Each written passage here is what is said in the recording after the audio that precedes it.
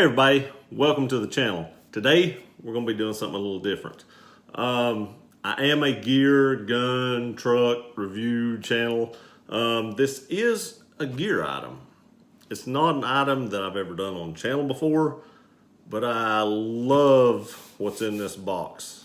So I'm going to tell you what it is. You probably already read the title. It is an automatic watch.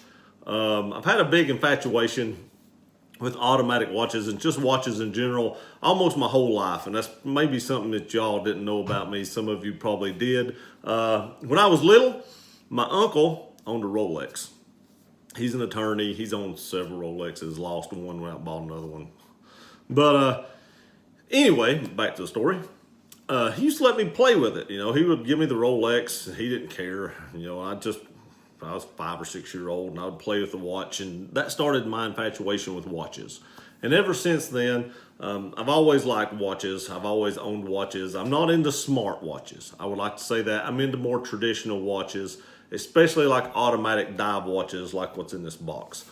So that's kind of where my heart lies, analog watches. I do have some G-Shocks or a G-Shock that I wear whenever I go shooting, because you don't want to wear automatic watches most time they're shooting. The recoil can mess up the mechanisms inside it, and some people say it doesn't, but I'm not willing to take that chance, so I don't wear my automatic watch whenever I go shooting. You know, it's not an outrageously expensive watch, but it's certainly not cheap either, so I just don't do that. But without further ado, let's get into what's in this box. Let me turn the camera around so you can see what's in it. All right, now I have already opened this box. I've already took the watch out. It's already sized. I've actually owned this watch for several months. And I'm gonna tell you about some of my experiences with it. So if this is what you're looking for with white gloves for this watch, that's not what this is. I've wore this watch a lot and put it through testing. I would like to go ahead and say, before we even open this, that when I watch some watch videos, people put on these white gloves and show it, and it's like, oh, I've really tested this watch. I walked my dog. Really? You walked your dog? I test this. Anything other than shooting, I've done in this watch, and we'll get into that here in a minute. All right, so here's how the watch comes. It's in this nice box. Here's their logo. It does have a very strong couple of magnets right here. I mean, they are stout. They're pretty stout. And then whenever you open it, of course, up here in the top, you got your owner's manual, and then you have a certificate. Of course, it comes with it. Nothing really to see there. And then you've kind of got a little cleaning cloth with their logo on it, and that's all in the top section. This little section just comes off, and then you have this nice box here that opens up to reveal the watch. So it is kind of in a padded material. It's kind of foamy. And then here is my extra links and stuff like that, and all the stickers that came on the watch itself, like was over the face and the back and stuff like that. I keep all that stuff. That way, if I ever do decide to get rid of the watch, I have all that stuff with it. And it, you know, I do take care of my stuff. I don't abuse it per se, but I'm not the gentlest person either. I try not to get scratches on the face and stuff like that. If it happens, it happens. This one does not. But I do try to keep all that stuff just in case I ever do decide to sell it. So I do have some stuff wrote down, some specs about the watch, but first let me show it to you. Let me see if I can get that in there. Here it is. It is a Christopher Ward C60 Trident Pro 600. The 600 does stand for 600 meters water resistant. Now for the price point of this watch, 600 meters is pretty amazing. Most watches around this price point, you'll get about 300 meters for the most part, but Christopher Ward actually does give you 600 meters. I would like to say, I've heard a lot of times that you can tell the quality of a watch just by its weight. This watch is quite weighty. I like that. I like my automatic watches to be weighty. I like my G-Shocks to be light and all that stuff. But when I'm wearing a nice like diver's watch, I really want it to have some heft to it. It's not so heavy that, you know, your arm's gonna get tired or nothing like that. But you know, you will know that you actually do have this on. Here's the band. Now I do want to say, you know, for the price point, it should have came with screw-in links, but it does not. It has the pin and collar. I've not had any issues with the pin and collars coming loose. I have had issues with screw-in links coming loose. I actually had a Seiko Sumo that I put a strap code band on, and the link fell out and it fell off my arm onto a public restroom floor of all places. Of all places for that watch to fall off, a public restroom floor at a rest stop on the way to Florida. Awful. But I put some blue Loctite on them, put them back in. I never did have any problem after that. I've since sold that watch and moved on to better things. So let me get into some of the specs here, a little bit about the watch. And then I'll actually get into some of my experiences with the watch and some of the stuff that I've actually done with it. So, like I said before, it is a C60 Trident Pro Christopher Ward. The only thing I don't like about the Christopher Ward logo is where they put it.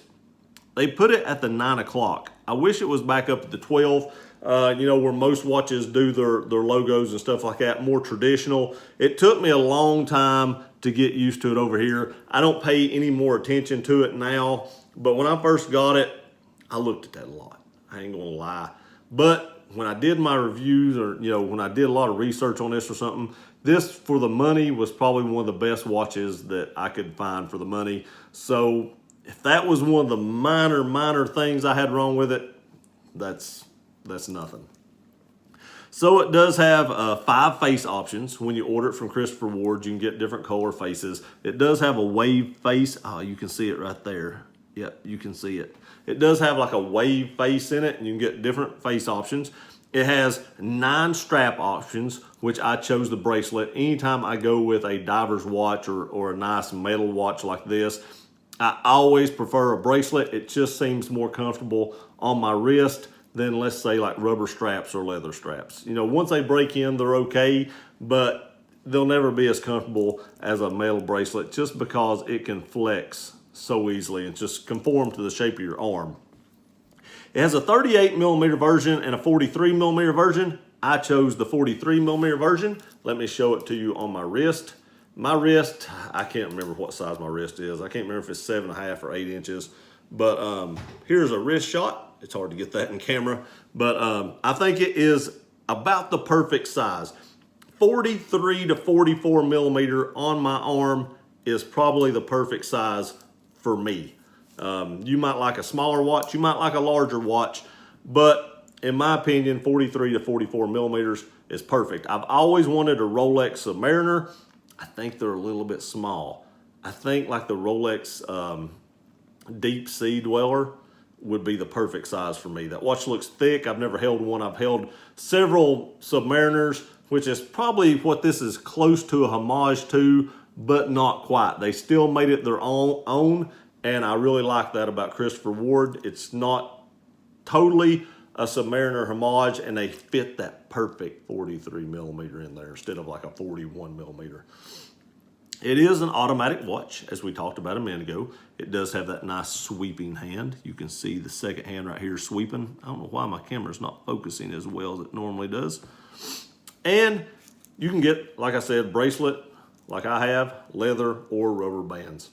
I don't prefer the other two, especially in a dive watch, mainly because I don't go diving. If I went diving, the rubber strap might be better, but for me, I prefer the stainless bracelet. They do use a 316L grade stainless steel case. So your case here is 316L stainless steel, and it is very nice. It has these nice polished fronts with like a brushed side. And then if you look underneath on the case backing, you can see the Trident right there. It's hard to get that in there with the bracelet on, but you can see the Trident that is made in the back. The back is very, very nicely made. There's no sharp edges. They've really smoothed everything out good. And this watch is very, very high quality. I want to go ahead and say that. You know, when you think about high quality divers watches, Rolex comes to mind, Omega comes to mind. You know, you have several of those big companies like that. Oris, was it Doxel? something like that. I mean, those watches are way in the thousands of dollars. And I actually got this watch on sale. Seems like I paid just a little over $600 for this watch on sale. I cannot remember. I'll link them in the description. I can't remember right offhand what they are normally. I'm thinking they're closer to like 800, but don't quote me on that. Click the link in the description and go over to see them. But I did catch this one on sale. They had them on sale over the summer, and that's what made me pull the trigger on it, because I didn't have a diver's watch, and I wanted another one. And when I seen it go on sale, I jumped all over it because I saved quite a bit of money. Another thing that is awesome about this watch that you see on high-end watches is it has a ceramic bezel. This bezel right here with the numbers, and the numbers are actually cut into the ceramic. They're not painted on like the Seikos are. They're actually in the bezel itself, and it does have an illuminated pip right there. I'll try to get like maybe some glow shots at the end, some luminescent shots of it in the dark. But this is ceramic. It is supposed to be harder to scratch. You do find that on your upper end watches such as Rolex and Omega and such like that. But it does have ceramic. That is another thing that made me pull the trigger on this watch over many Seikos that I've owned. I owned a Seiko Sumo that was within $100 of this watch, what I paid for this watch, and it did not have that. It was aluminum and just had painted on numbers, and this watch is a lot higher quality than that Sumo was. It's waterproof to 600 meters, 2,000 feet, just like we spoke about a minute ago. It does have the wave pattern dial. I did show you that. Let's see if we can get that back in here. It's hard to see with the glare. It does have anti-reflect, a couple coatings on the crystal, but under this lighting, it's still hard to get it in there.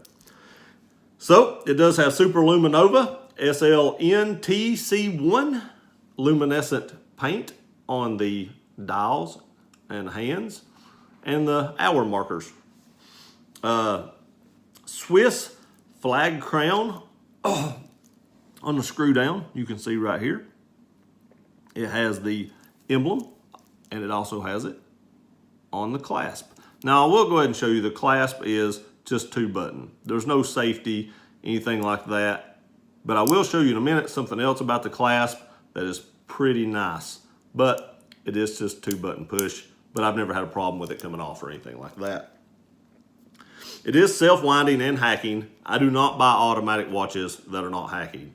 The Seiko SKX 007 or Seiko SKX with all their numbers does not hack. It's a great watch. People love it. It's iconic. It's been everywhere, but it doesn't hack, so I don't buy it.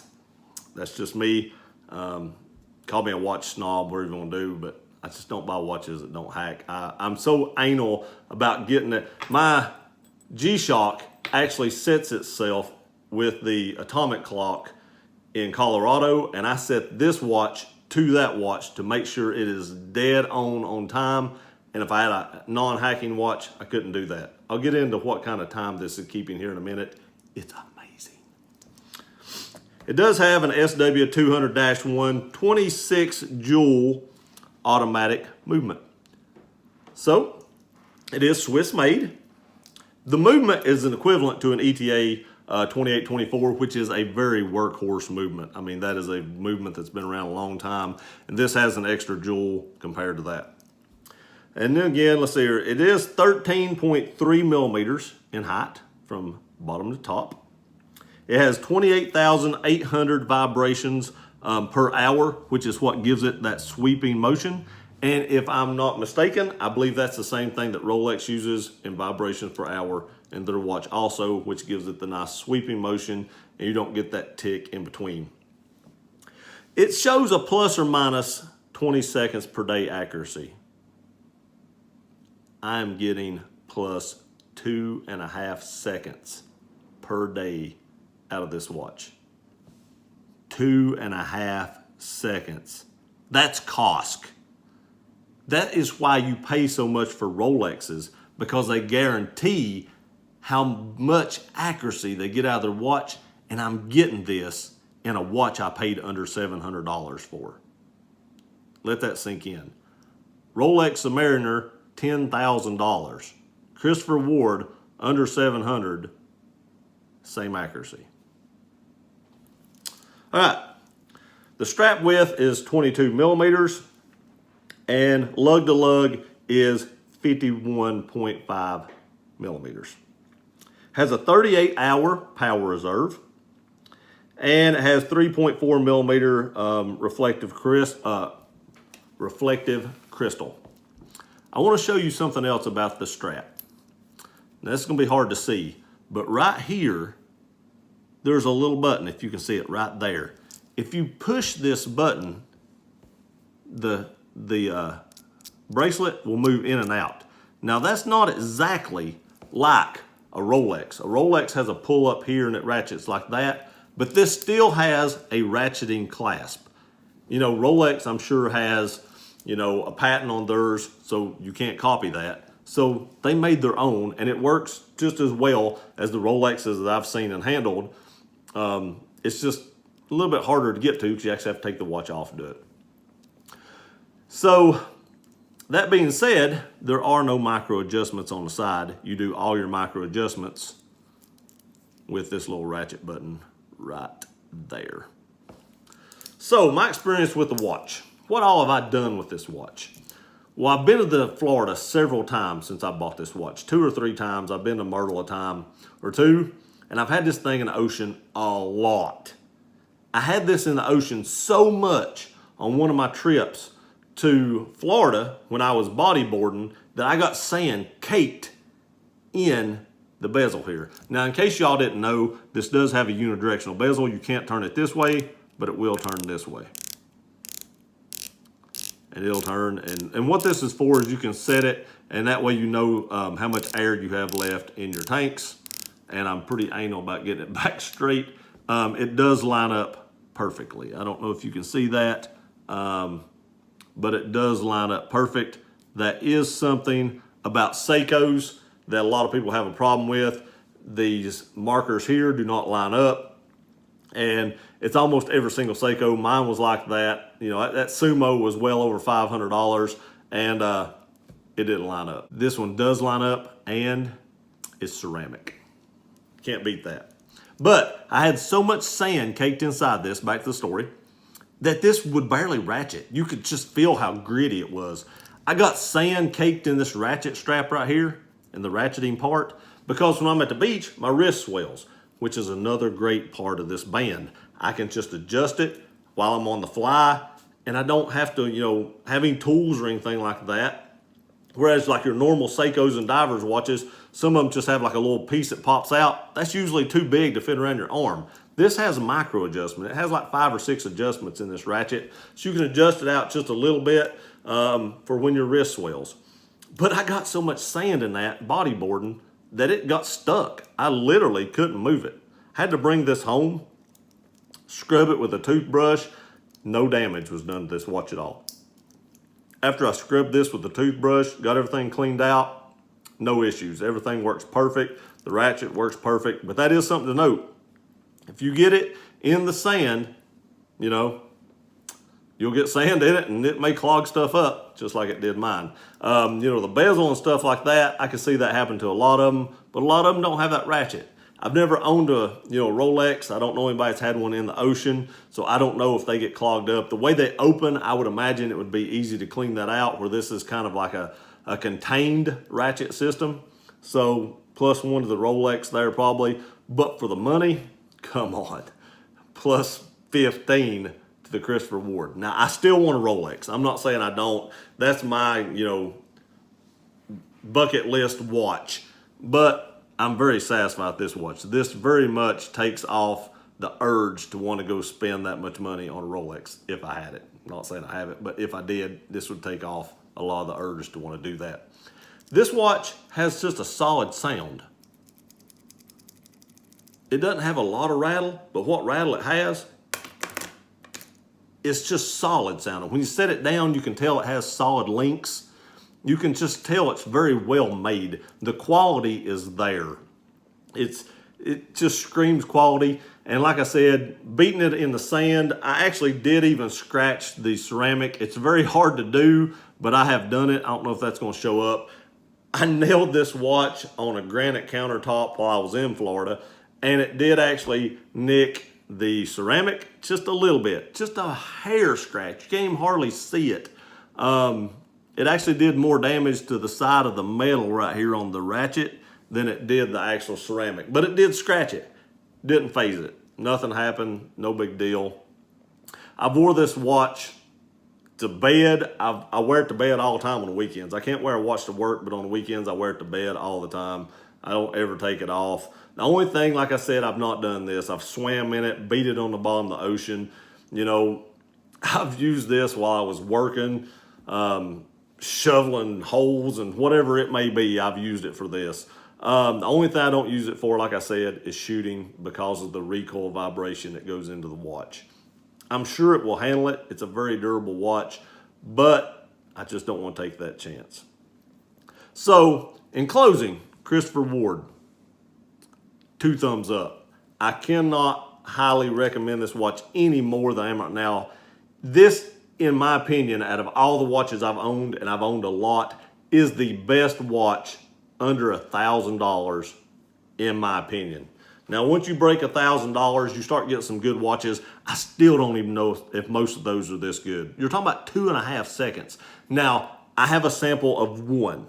So every other one on the market may be 20 seconds. I don't know, but everything I've read, everybody says they are very, very accurate, and mine holds to be true to that. There again, like I said, this wasn't a white glove review.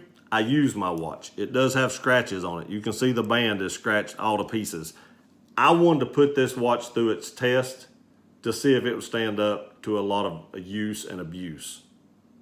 And it has 100%. This watch is probably 5, 6 months old now, still holding 2.5 seconds even after it broke in. Check out the link in the description. Go get you a great dive watch under $1,000. Appreciate you watching this video. Please like, share, and subscribe. We'll see you next time.